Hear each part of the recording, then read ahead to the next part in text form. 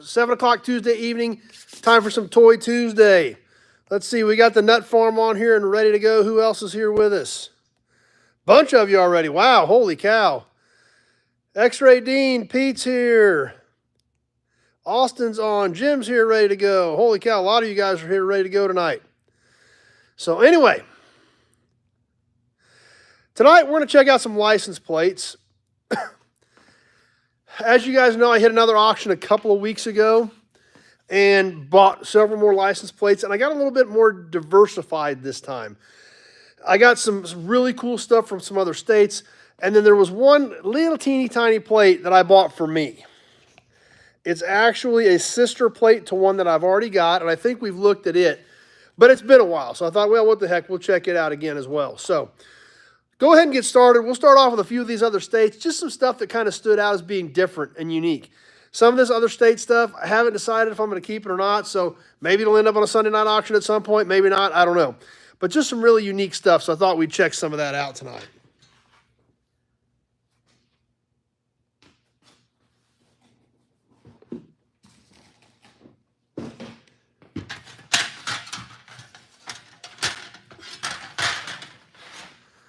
Bill Disk is here. The first one I thought was just kind of funny.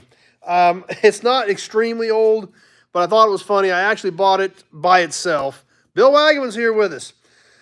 So let's go ahead and flip this thing around and start checking some of these out and see what you guys think. You see if you guys think that I picked out some cool stuff at the last tag auction. Kevin L's here. All right, the first one we're going to start off with is Illinois, 1980-1981 Illinois. Ken's here and ready to go. But it is an actual stamped metal plate for driver's education. So how much fun could you have with that? Slap an out-of-state driver's ed tag on your car and go roll around with that. I guess it would give you all kinds of excuses to make poor decisions while you're driving around. This is a regular standard size plate. Of course, by 1980, most plates were roughly in that 6x12 window size-wise.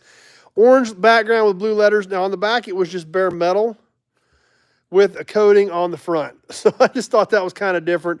Driver education, that is all stamped in the plate.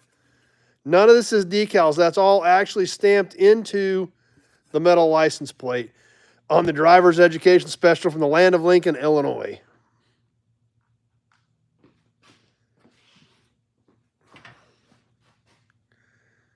Yeah, I hadn't seen it either. I thought that's why it was kind of cool. Kenny's here with us. Put that on the Viper. Yeah, that'd be a good idea. And like I said, some of this other state stuff, this is kind of a cool one. I haven't cleaned it up yet. I don't know how well it's going to clean up. But this I thought was kind of unique as well. California from 1935. Bert's here with us. This is kind of an odd-sized plate. It's a little bit bigger than what we're used to on most of these. 14 inches across, so 2 inches longer than a regular 12-inch plate, but also fairly big, so even a hair over 6 inches.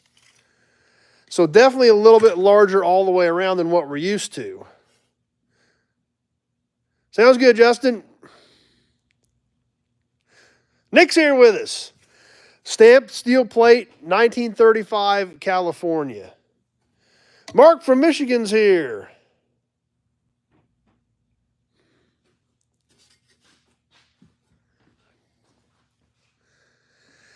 These next couple of plates, Ohio.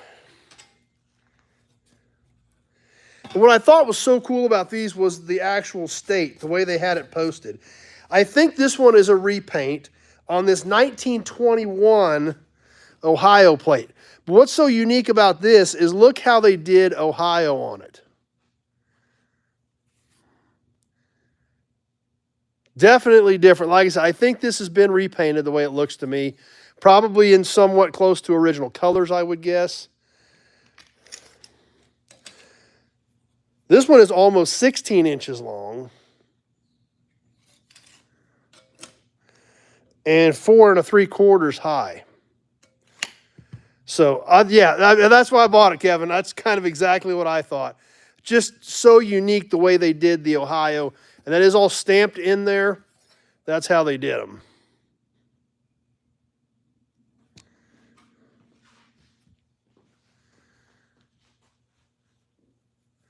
That's right. Pete's learning something. Well, we're all learning something. This next one, even weirder. Also in Ohio from 1918. Sounds good, Shopcat. No problem. Check out the 1918 Ohio. Even a little bit more unique.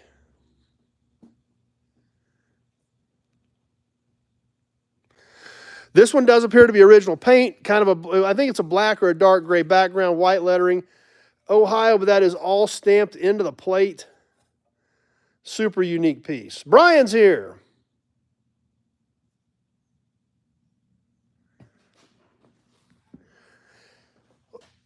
While we're talking about plates, let's slide a couple other things in. We saw one of these the other night, but I want to share them with you a little bit more before we get into these last couple of plates. Oh, yeah, I learned two things today. That's right. You better make some more room. Now, we saw one of these the other night. I think Adam got it. These are the other two that I'm keeping. But since we just threw it up and sold it the other night, I thought we'd spend a few minutes checking this out because I thought these were super unique. If you were on Sunday night, you saw this one for 2 minutes before we hammered it sold to Adam, and I shipped it off to him. But danger, do not start truck mechanic working. I got two of these left, one for me, one for Dad. This one actually had holes in it to where you could have something to hang it. Peter from Down Under's here. This one actually had magnets on it. Pete's still trying to buy them. If we look close at these were done by a sign painter, just like Randy and Z-Bear both commented, our resident pinstripers. If we look close, we can still see the lines where they laid these out and then hand painted them. So like I said, I thought they were pretty cool and pretty unique. Nothing big, nothing fancy. These are 8-inch square, but I thought they were pretty cool pieces.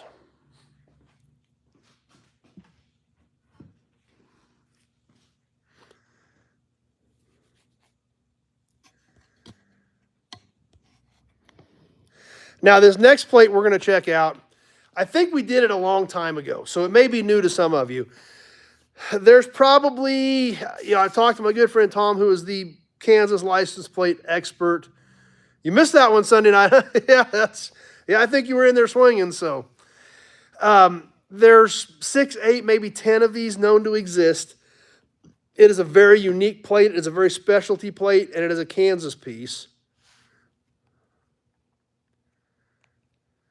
Mike from Texas is here. That's true, all plastic dashes now. That's a good point. So, and then what was cool about it is even though some of you may have seen this plate when we've looked at it one other time a long time ago, I found a plate that goes with it as kind of part of it. It's I wouldn't want to call it an accessory plate, but super unique. It is related and pretty neat. I don't know for sure how many of these are known to exist, but the main plate, we think there's 6 or 8 or 10 of them known to exist.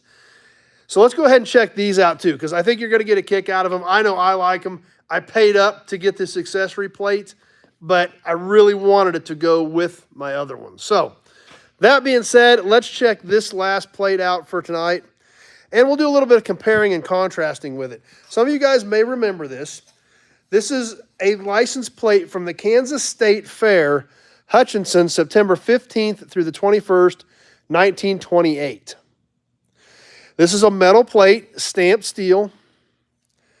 You can see a little bit of the stamping on the back from when it was made. This plate does have a little bit of damage from when it was nailed to a wall from when I found it. Thanks, Pete. Hit the like button. This is a narrow plate. It is 15 inches long, but it is only 3 1/4 wide.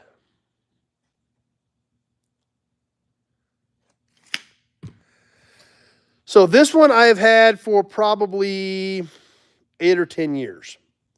It is a great piece. I was excited when I found it. I talked to Tom about it, and that's when he told me he thought there was half dozen, maybe 8 or 10 known to exist in plate collections.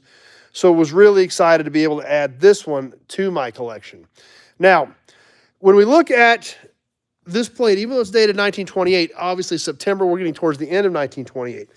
Now, the 1928 Kansas plate looked like this. So it had absolutely nothing like this one. Glenn's never seen one. He's been around Kansas for a few days. So obviously no similarities whatsoever in font, coloring, absolutely nothing on the 28 to 29 compared to this 29.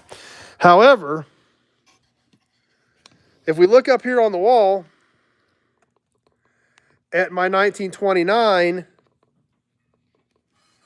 we can obviously see that that plate was designed to showcase what was coming up for the 1929 plate.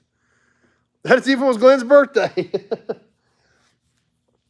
So we definitely know that the Kansas State Fair plate was being designed to show what the plate was coming out for, the new plate was going to look like coming out for 1929. So, I was excited to find that one, and then I saw something at this tag auction that I had not seen before that is related.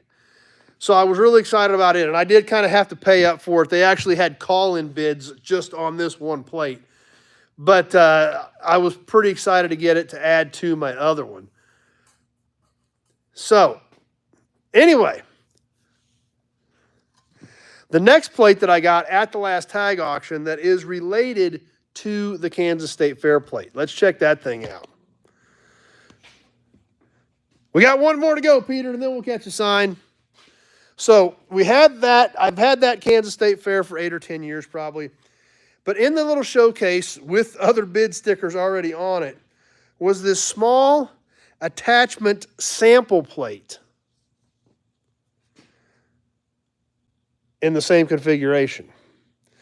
So obviously 000000, Kansas 1929. Now, it's the same format, the same layout as our state fair tag. Don't know exactly what all of the tie-ins are, but there is some cool information on the back of this. And the fact that this still exists with what is on the back of it is even more amazing. And you're right, it is a baby plate. It is 5.5 by about 2 1/8. So this is a small plate. So obviously, definitely somehow related to the state fair plate. Now, when we look at the back of this plate, this is what's so great. This literally still has the paper label on the back. Numero uno, number 1 made it tonight. Kansas Automobile License Tag, made at the Kansas State Industrial Reformatory, Hutchinson, Kansas. With this tag on your auto, 25 cents will admit your car to the auto parking field at the Kansas State Fair, Hutchinson, Kansas, September 15th through the 21st, 1928. E. Frizzell, President.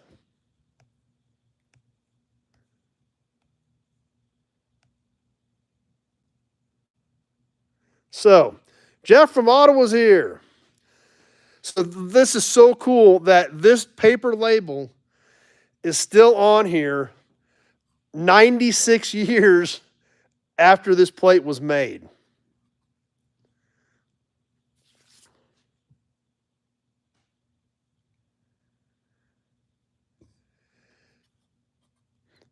So, there again, I was pretty excited about it. I did have to pay up a little bit to get it. Like I said, they had call-in bids on it. There was definitely some interest in it. Well, you saw me buy it, Nick, so you know why now. Backwoods Customs. So anyway, that's kind of what we've got for tonight. Kind of some different, unique stuff. Yeah, you're right, Kenny. That's why I had to have it. I was pretty excited about it. I was sending pictures to Addie, and we were definitely excited to add that one to the collection. So,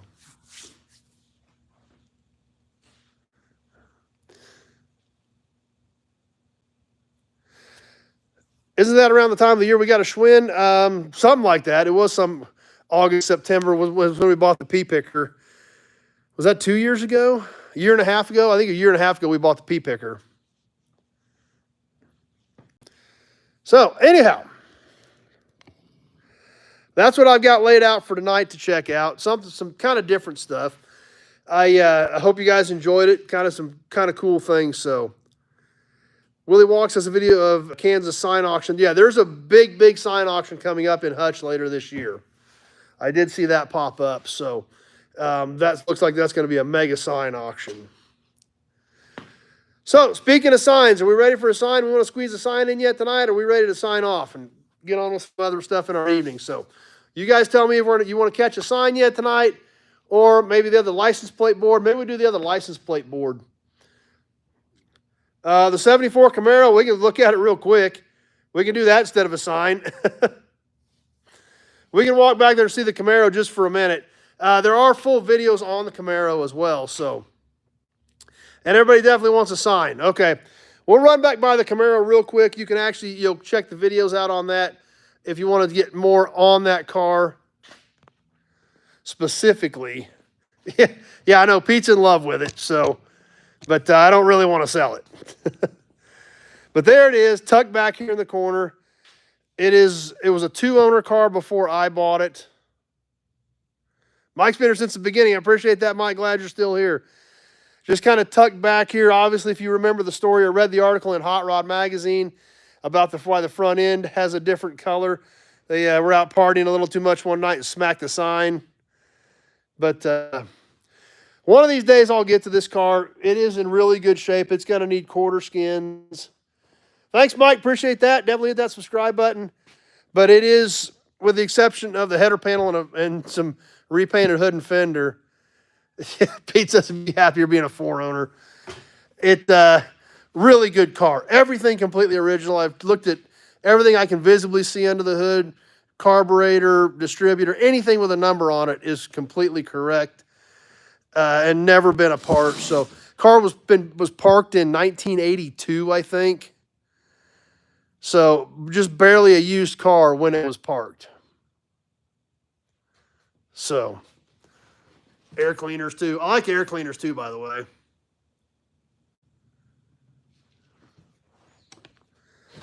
Love the Pioneer videos. Thanks. Appreciate that. No, I didn't. They hit that sign and, like I said, they parked the car in 81 or 82 and they'd fixed it before that. So that was probably in 1978, 79, 80. So, well, I was still a little kid at that point.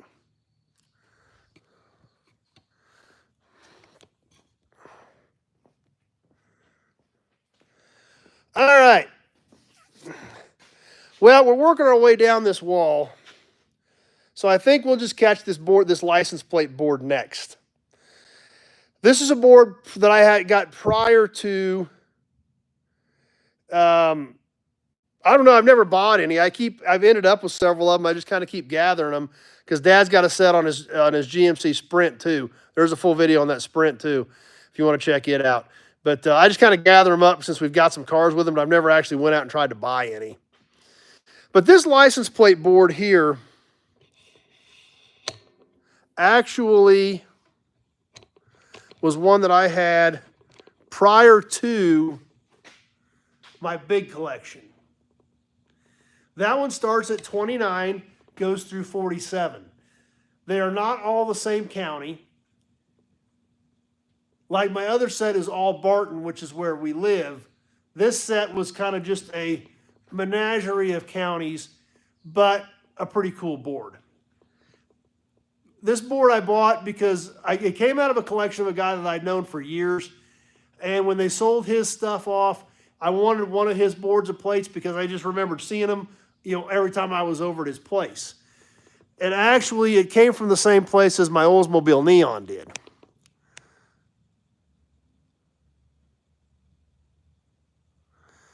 So that's where that license plate board came from. It's been hanging there for a long time, since well before I bought my other big collection. So I was kind of happy to get that when I got it. You're right, and it is. You're right, Kenny. It is a great collection, even though it's not near as big as my other one. No, the Plymouth sign is lit. We'll catch that one next week. Since we're just kind of working our way down the walls, we'll catch the Plymouth sign next week. But that's the same thing. If anybody's in Kiowa County, Kansas, I've still got that whole set there available as well. That set I am going to sell. There's 2 boards of those, and it's all Kiowa.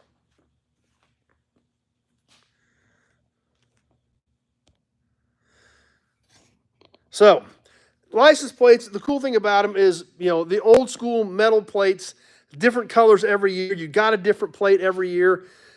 And anymore, they're just printing them. You got a flat piece of tin that they print something on. Nothing like this stuff that we're seeing here, like this stuff from Ohio. Well, I've only got a few neons, number one. I don't have that many neons, so I wish I had enough neons that I had to have solar power, but unfortunately I don't right now. But this type of stuff, we'll never see it again. They're just printing this stuff. Now, granted, they can come up with more designs. They can put more pictures on it because they're printing it. But stuff like this was craftsmanship. You're right, and that's the other thing, Kenny. They don't take up a lot of real estate. They're great pieces. And I love finding the specialty pieces just like this State Fair and then the Baby State Fair. Not 100% sure what the whole significance was on them, but I knew I really wanted this to go with it. They actually had one of these there as well. And it sold more reasonable than I thought. I almost thought about bidding on it too, but I'd already bought enough stuff that day. That's right, craftsmanship and artistry. And then, the label on the back to talk about it, all of it was just cool stuff. Something that we'll never see again. Like I said, they can use different colors. They can use different designs and all that stuff. The prison-made plate, yep. And so they can do more stuff with it by printing it. But, we're never going to have this stuff right here that 100 years from now, this stuff that they're printing today is not going to matter. It's not going to be here. This stuff here, 96 years later, to look this good, it won't. It will never have the character that these do. So, like I said, easy to display, colorful.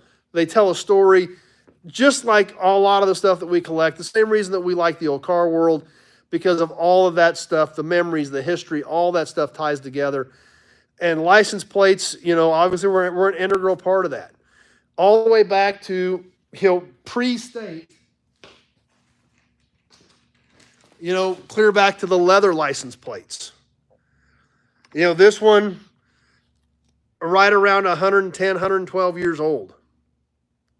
Now, does it show some signs of age? Absolutely it does. It's 110 or 120, 112 years old. But there again, it's such cool stuff, and it tells a story. Think about this plate. Kansas went to a state license plate in 1913. This was a 3-digit plate. So this was one of the later ones of this larned leather plate. So this was probably a 1911, 1912 era issued plate. So think about what this was on in 1911, 1912, going down the road. So really it's very interesting when you put it all into perspective and really think about what all this stuff means and the stories that they tell. And just this one small piece of leather and metal here, what you think about it. Kevin's in love with it. I am too. Only leather plate in our collection, but an absolutely amazing one. And that's true. That's another good point, Nick. A lot of people were still horse and buggy. You had to be, fairly well off. You had to be able to afford a car, be able to put gas in it, maintain it, because maintenance was a big deal. A lot of people were still horse and buggy. And, to have an automobile at that point, you got to remember 1911, 1912, cars had only been out for 10 years.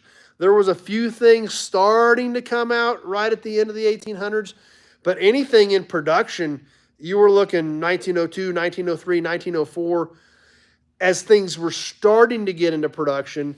And really, you were looking, after 1905 for an actual production vehicle. So there wasn't a lot of these out there. You didn't see a lot of them. Most of them didn't survive. So seeing something like this is really cool. And that's another great point, Alex. Most cars cost more than a house before 1909. And that's another great point. When you think about it, to put that into perspective, a car did cost more than a house in some instances because they were not being mass produced. There was no assembly line. They were paying these guys to build them by hand. So you had to be fairly influential at that point to be able to afford a car and maintain it and tag it. And they were still a novelty, and they were not that reliable at that point. So a lot of people still going horse and buggy at that point. So stuff like this really tells that story and really gives you something to think about. So anyway, that's what I've got for tonight. I hope you guys enjoyed the license plates. A lot of cool license plates tonight. Like I said, some of this other state stuff that I have been coming up with lately is really cool. Some of it I probably will sell off, but I need to sort through some of it because I got about 8 or 10 different states actually at the last auction. So it'll be fun doing some of that stuff, and I hope you guys enjoy it. We've mixed in a few other states that are on the way to some of you guys for your collections right now, which is always fun. So it's always fun to be able to do it. Happy to be able to help you guys out with your collection. We all do this together because we're not smart enough to not do it, but we really enjoy it. So that being said, I'm going to sign off. I'm going to get some work done. Thanks for being here tonight. We had a Pioneer Village video go up yesterday about the Adopt a Car program, and thanks to all of you guys that helped adopt a car. And we are starting off for next year, by the way. We'll touch on this a little bit Sunday night. Randall did round up, the Nut Farm rounded up for next year's Pioneer Village donation. So we're already on the track, ready to sponsor those cars next year, and maybe a few more depending on where we come up with as far as money on sponsorships to help out Pioneer Village maintain their magnificent collection. So thanks to you guys for that as well. So we got that up last night. We will get some more new inventory up. I've got several new inventory videos in the can we need to be sharing with you. Kevin L enjoyed it, and Kevin L's been there, and he loves it just as much as I do. If you haven't been there, you got to check it out. So we'll get some new inventory videos up for you this week, tomorrow night as well as Friday. Getting ready for the Gathering of the Nobodies in, 10 days, 11 days. We're going to see some of you guys on Friday and hope to see several more of you on Saturday at the yard for the Gathering of the Nobodies. It's going to be a great time. And we sure hope to see you all right back here, 7 o'clock Sunday night for some more Sunday Night Live Chat. There's Dan. Appreciate all you guys being here and hanging out tonight. Have a great week, everybody, and we will see you Sunday. Thanks for watching.